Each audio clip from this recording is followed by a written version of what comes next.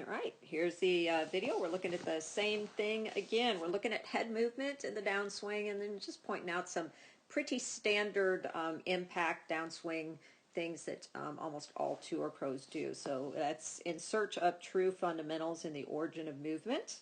So let's just take a peek at his head. I've got those yellow dots there to mark the side of his head to see how much his head is going to move. So pay attention to those yellow dots.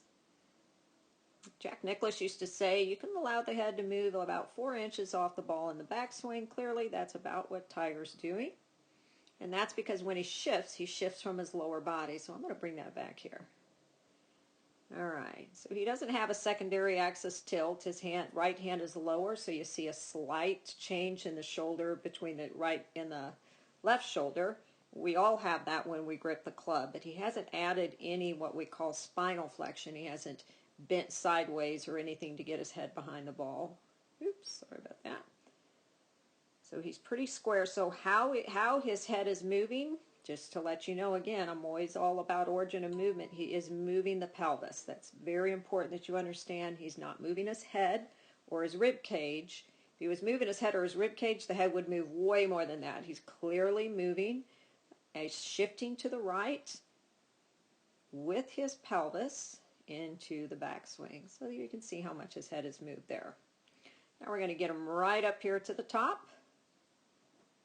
There we go. And then we're going to be marking top of his head.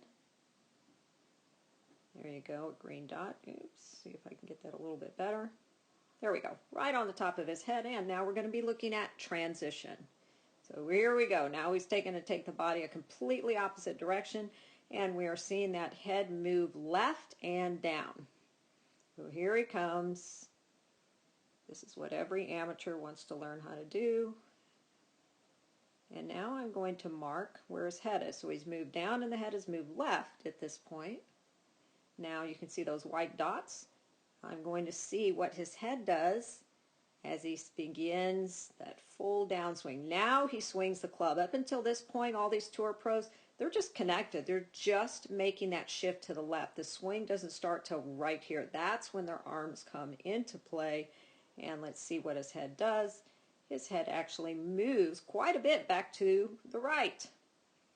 There he is. There we go. And obviously Tiger, the straightening of the right elbow, straightening of left elbow through impact. There we go. Simultaneously, he syncs that up with the straightening of the left knee.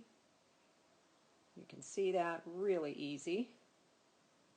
So now we're going to look at something that amateur golfers, because so many amateur golfers have never even felt lag, because they swing more with their arms and they use their arms to pull the club down in the slot. They're using upper body. The sequencing is incorrect. They have never been in this position or felt it. So as I'm releasing the new downswing move, that's why these videos are going to be important, so you understand, even if you skip a rock, trust me, your hips are out in front of the lower body and you have spinal flexion. It's just natural human movement. So there is the shoulder line, if I look at a shoulder, and then that's approximately the hip socket where I have the other white line. Oops. So that's quite a bit. So Tiger is a little bit more than some of the other players.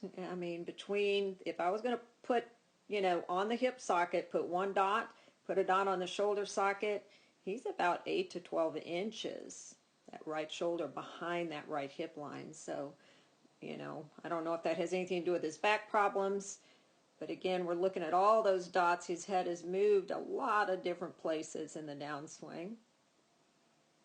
So if somebody just drew a circle around the head, you know how the traditional instruction, they're like, their head basically stays in the same spot. It actually does not.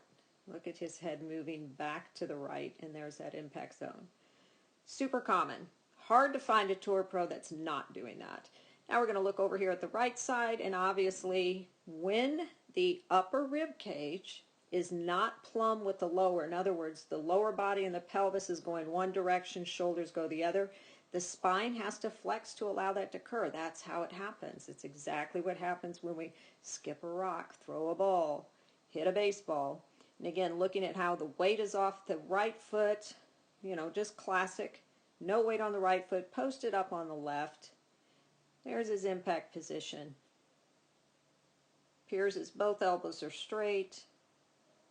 They say, you know, a lot of them, the right elbow straightens just after impact. That's neither here nor there. With amateurs, the whole point is to learn to straighten the elbow down towards the ground with gravity. Amateurs tend to take their arms and want to work them horizontally down the target line.